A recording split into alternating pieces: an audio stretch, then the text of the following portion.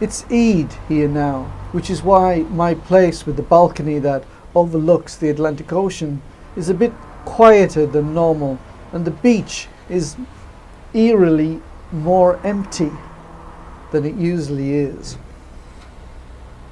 Eid, like any major festival in any religion, is a great indicator as to how people interpret their religion in a different way. All week, people have been preparing for this great festivity that ultimately leads to the act of slitting the animal's throat. And this act, by some people, is seen as a very honourable, noble act that is undertaken by the head of the family in front of all the other members, including really young children. And for others, the idea of slitting the animal's throat is nothing short of barbaric. And then there are others that just get the butcher to do it. I've lived in 4 Islamic countries now and visited a 5th. And if there's one thing that I've learned from all of that experience of living in so many different countries that have Islam as their central faith, is that the single notion of Islam doesn't exist anywhere.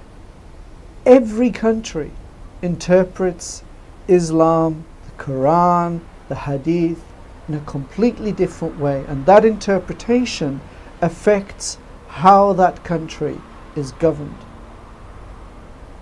But then there are further interpretations as we go along. People in the villages tend to be a lot more religious and devout than those that live in major urban cities. People who are more educated tend to be less devout in their religion. Also, social and economic backgrounds have an effect, as indeed does age. And then, to top it all off, there are personal experiences that shape and inform how we manage our belief system.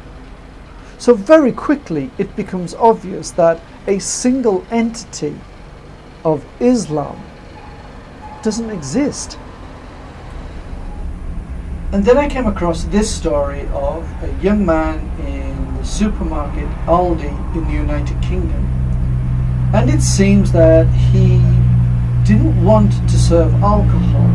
And from the comments that were made by the supermarket Aldi in response to the outrage that this decision caused, does make it clear that, or at least indicates that it was because of this young man's personal beliefs against alcohol.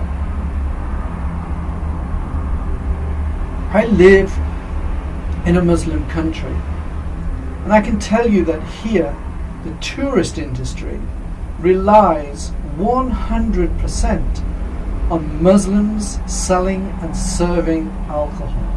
And I dare say that that is true of many Muslim countries. I've lived in 4 Islamic countries and visited a 5th. And if there's one thing that the whole of this experience has shown me, is that there is no definition, one single definition of Islam. Every country that I have visited interprets Islam in a completely different way.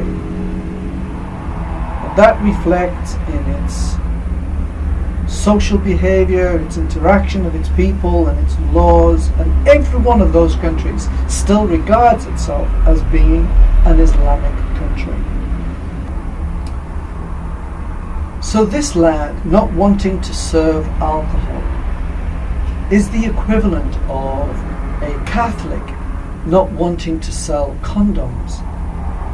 There is nothing in the religious texts that prohibits or forbids such an act.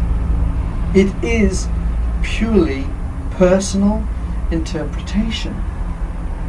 we have to remember that religion does not define people. People define religion.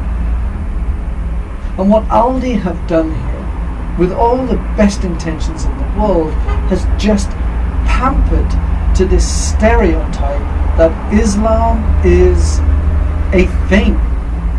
There are 1.5 billion Muslims in this world, and there are 1.5 billion interpretations of Islam. So the idea that Islam is a single identity that you can judge somebody by is as ridiculous as suggesting that you can judge somebody by the colour of the shirt that they are wearing.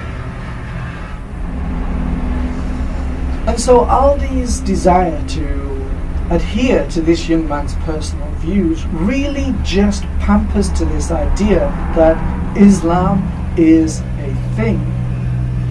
The West needs to get over this idea that Islam can be easily defined through the Quran and the Hadith.